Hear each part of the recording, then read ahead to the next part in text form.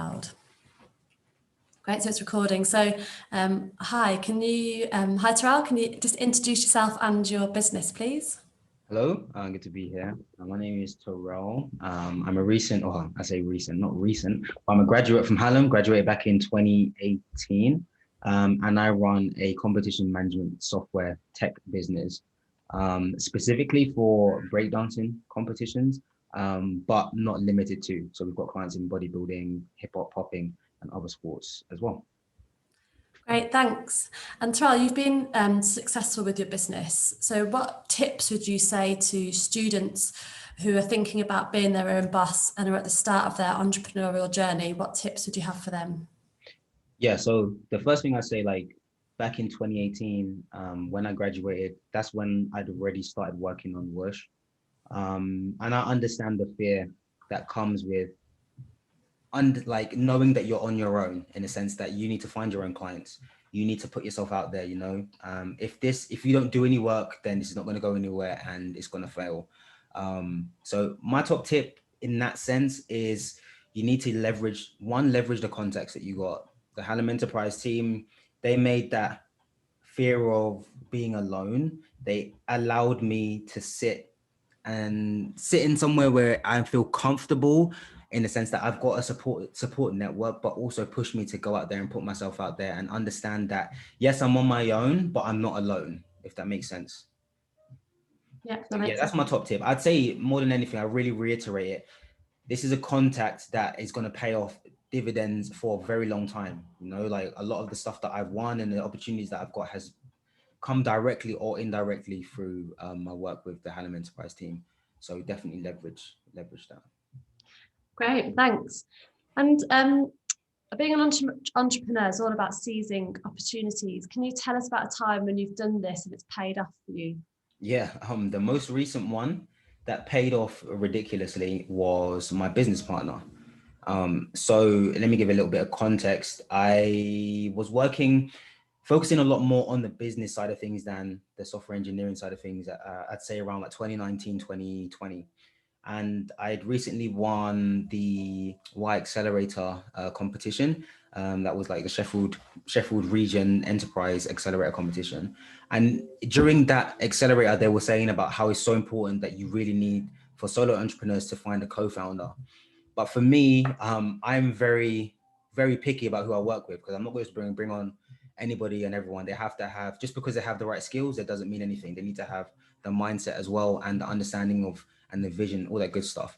So I got an email from this guy randomly, and like in March last year, and he messaged me saying that I've seen what you made with Whoosh. It's on your website. I'd like to have an interview with you. And I've gotten emails before, and I usually ignore them because they be like, "Oh yeah, can I have access to your code or whatever?" I'm just like, no, no, you can't. But this one, I don't know. I just decided, okay, cool. Let me respond to it. And it was a German dancer slash digital product designer, and he was working on a similar project, but more in terms of from the design perspective and more of a judging system than my competition management. And we had an interview for about an hour or so. And at the end of the call to action was, okay, I'm going to work on my dissertation now. Thank you. And I'll give you a call when it's done. So fast forward another 4 months, and I was just about to message him. I feel like I was thinking about it that day, and I looked in my inbox, and he sent me an email saying, my dissertation presentation is happening at this date. I'd love for you to come and take a look. So I went to it. I remember I woke up in the morning and I watched it, and I was legit blown away by what he created. And it was not just the final product that he created. It was the process in which he went through to get to that. Do you know what I mean? And then immediately I was like, yo, this is going to be something very, very serious, especially breaking is going into the Olympics. We're in dire need of a judging system, and this guy's created something which is like phenomenal, and because he's unknown within the scene, he's not a big name, he's definitely going to be slept on. So before his presentation even ended, I sent him an email saying, listen, we need to have a conversation, we need to work together. And yeah, we booked in a Zoom call, had a call with him. He wanted to join the team. I was doing Santander's enterprise competition, so we worked together on the crowdfunder and the final pitch. I went to Germany to meet up with him. We worked on stuff for the MVP. We got incorporated, and we are where we are today. Do you know what I mean? And this is, I'd say, he's the most valuable asset of the business now. And now I'm not alone anymore. And it was all because of that email. I was speaking to him the other day, and I was like, imagine if I just didn't respond, or you typed in the wrong the wrong email address or whatever, and it's really snowballed. Like, I can't even, like, there's a lot of stuff I can't talk about now because it's not confirmed, but I'd say the things that grew from just responding to that email and taking action and saying, yo, let's do something, let's build something, has, like, I'd say 10x, 1,000x, 100,000x, like, in return for that. So if you've got any opportunities like this, seize them, because they are truly, like, a lot of them can be once in a lifetime, and luck plays a huge element in this. Brilliant. That's a great story, Torrell. Thanks for that. And then moving on to like failure, has there been a particular point where you feel like there's some time in your business where there's been a failure, but you've learned from that failure?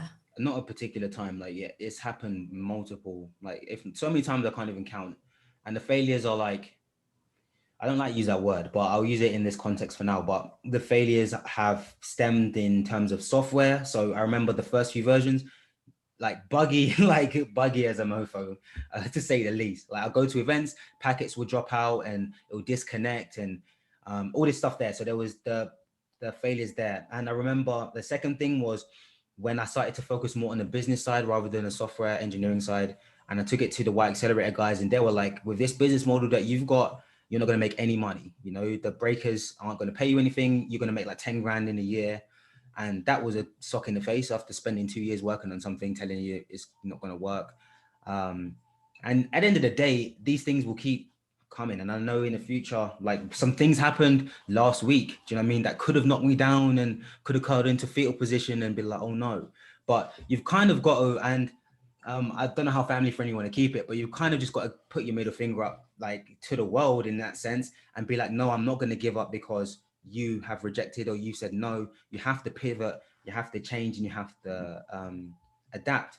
And the main thing with this is understanding what your vision is and not being too rigid, being flexible enough to be like, okay, I understand that this is not necessarily going to work, but I still feel that what I've got can work, maybe not in a way that I originally intended. The thing, especially for you guys starting out, what you have now is not what you're going to have in 2 years, 3 years, 4 years, 5 years. It's going to change, and you need to be very open to that. But on the flip side, you need to understand who is telling you that. If someone who doesn't know anything about your business or your industry is saying it's not going to work, I wouldn't recommend listening to it. But if business experts who have operated within your industry or have seen similar people in similar situations to you, and they're saying that, hey, this is not really going to work in the way in which you think, then I would recommend listening. And just to wrap it up, in terms of failure, from my perspective, you only fail if you don't try. There's no such thing as failure. You succeed and you win, or you learn. And obviously everyone wants to win all the time, but you only really need to win a few times. The failing is where you grow the most. It's like when I compete as a dancer, like, I've won competitions and I didn't really get anything out of it other than the ego boost, even not even dancing, even when I win the accelerator programs like the Hallam Enterprise Awards, when I won the best pitch then, and I felt so good after it, but I didn't really learn anything, but I felt amazing. But I didn't win the Santander one, which was a huge national one.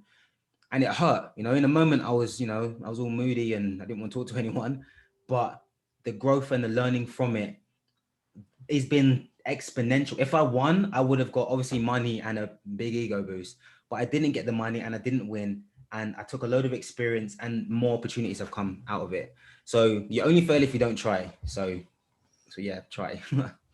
Brilliant, thanks, Torrell. That's it's great, and it's so true about failure. That's where the learning is. That's where the growth is and development is, and I think you hit the nail on the head with that. It's really important to like reframe it, isn't it? And thinking, right, I didn't get this particular thing, but I've learned all these other things from it. So yeah. And I was going to ask you about adaptability, but I guess you've answered that in that question about the importance of adapting and changing with when you're learning and growing. Is there anything else you want to add about having to be adaptable as an entrepreneur? Yeah, 100%. At the start, you don't have all the answers, you know, and I know you like to think that you've got this £100 million idea, but before you have, you know, like £1 billion or whatever company or slash idea, you need to make it first 10, 100, 1,000, X, Y, and Z. And before you've done that, you can't be thinking like, what I've got now is so great and it's going to make so much, because 9 times out of 10, it's not. But that's not a bad thing. But I feel from that, going back to what I said at the start, utilize the resources you have. Do accelerators, because one, there's free money if you win, but even more than that, it's free. These guys are like, like they are supporting you in becoming a success. And there's not really many places where in which that happens. I like to compare it to dancing, because I've been a competitive dancer for longer than I've done this. And it's funny because you being a successful dancer, you don't really get much out of it other than recognition within your community. But you being a successful entrepreneur, you can get fame, you can get fortune, you can impact millions, if not billions of people. There's so much you can get from that. And the difference is within a dancing community, getting help and support is so like, I remember when I was in Bristol for my placement year in 2016, there was a coach that I wanted to train with. And every single Wednesday, I would go from Bristol to London and train with him, and then come back the same night and go to work in 9 a.m. next morning.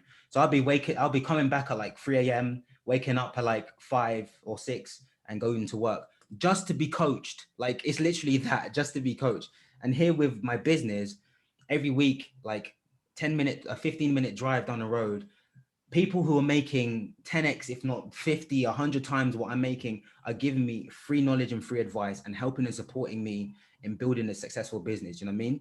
So we've got a lot of opportunity handed to us on the plate. So you'll be a fool not to take it. Do you know what I mean? If you don't succeed, it's on you. It's not on anyone else. Do you know what I mean? It's on you and your decisions.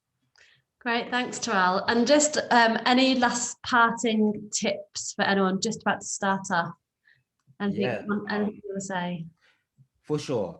Like I said before, it's a lonely road, and especially as you start to grow, you're gonna get haters, you know. And I know we speak about this a lot in, you know, online and in social media and stuff, but it's very real. You know, people will see you doing things and want to tear you down. And I had an example of that last week, which I'm not going to go into too much detail about, but it's one of those ones where in which, you know, some people that people that you may even look up to, maybe like, yo, you know, what you're doing is trash. You know, you're out of your league. You know, you haven't got X, Y, and Z, and you shouldn't be doing this.